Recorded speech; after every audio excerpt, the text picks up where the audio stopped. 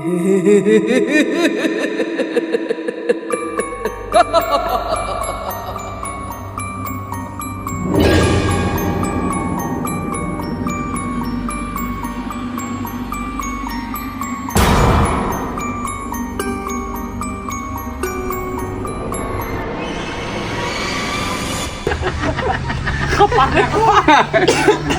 ba yan?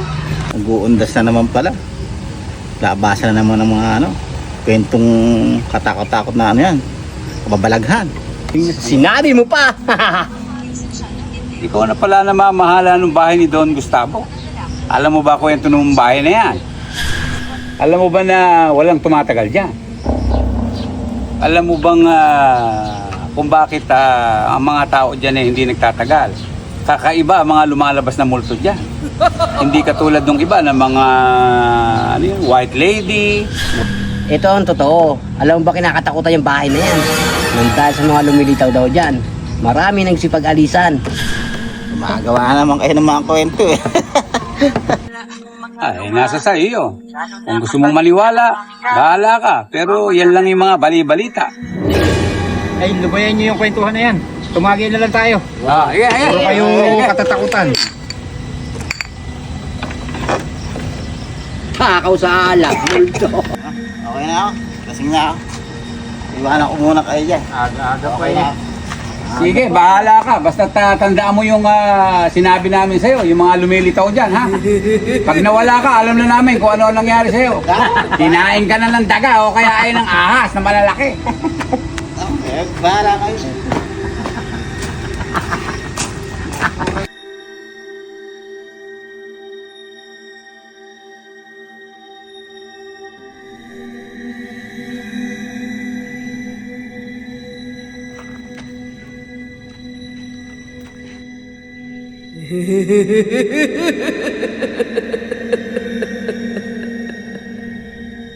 Totoo kaya yung mga pinagsasabi ng mga siraulo na yun.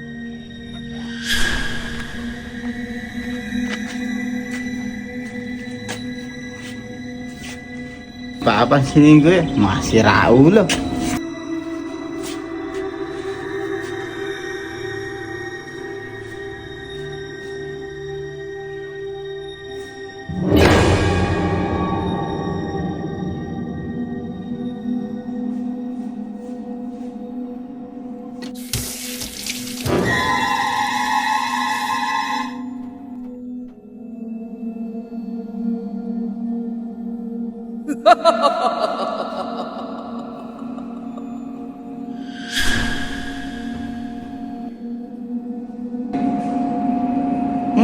Tulog na nga.